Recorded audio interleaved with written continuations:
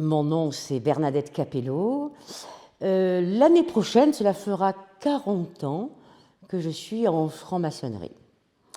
J'ai rencontré le rite de Memphis Mizraïm il y a une trentaine d'années et je suis tombée en amour avec ce rite. Donc, j'ai été grand maître de mon obédience, ce qui m'a donné l'occasion effectivement de rencontrer beaucoup de monde, beaucoup de sœurs et frères, et de confirmer mon idée d'écrire à double titre. D'abord, il y a peu de femmes qui écrivent des bouquins en franc-maçonnerie, et il y en a encore moins qui écrivent sur le rite de Memphis Mizraïm. Bon, l'écriture, c'est quelque chose qui m'a toujours plu. J'ai toujours écrit depuis mon adolescence. En tout cas, au jour d'aujourd'hui, j'ai donc réalisé une très grosse trilogie, si je puis m'exprimer ainsi.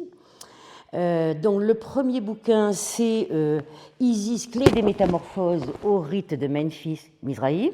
Le deuxième, c'est Mystères et secrets de la fondation d'une loge au rite de Memphis Mizraïm.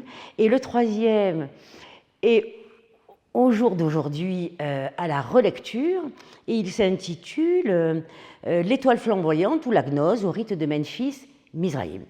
Après cela, il faut dire que cela m'a demandé beaucoup de travail, beaucoup de recherches, et sur le plan historique, et sur le plan symbolique, et sur le plan des liens pouvant être établis entre les différents rituels du rite de Memphis Mizraïm.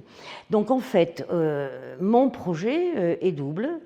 Je souhaiterais maintenant écrire des petits livres qui soient simples et qui soient focalisés sur des spécificités que l'on rencontre dans nos rituels, comme par exemple les 108 cases du pavé mosaïque, qui est une spécificité au rite de Memphis Mizraïm.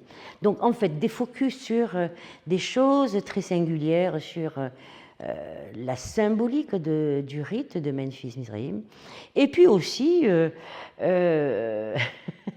me focaliser sur un mythe de l'ancienne Égypte qui raconte que Isis, divine mère, comme il est dit dans nos rituels, que Isis, divine mère, donc, est allée recomposer le corps de son époux frère Osiris, et in memoriam a élevé un temple à chaque lieu où elle a retrouvé une partie de ce corps, sauf le phallus. Et donc l'idée que j'en ai, c'est d'élucider ce grand mystère de ce phallus d'Osiris. J'ai dit, moi j'ai été éduquée dans la religion catholique, et évidemment je n'avais jamais entendu parler de franc-maçonnerie, puisque c'était tout à fait...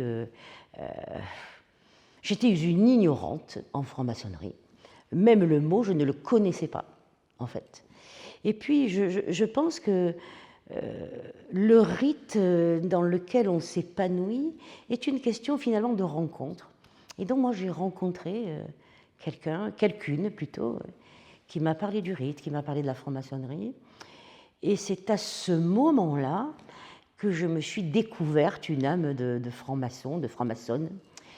Et donc, j'ai d'abord été initiée au R2A, et puis après, chemin faisant, j'ai fait une nouvelle rencontre qui m'a amenée dans ce rite que nous aimons tant, dit un de nos rituels. Et je trouve mon plein épanouissement dans ce rite qui est hautement mystérieux et spirituel, j'ai dit.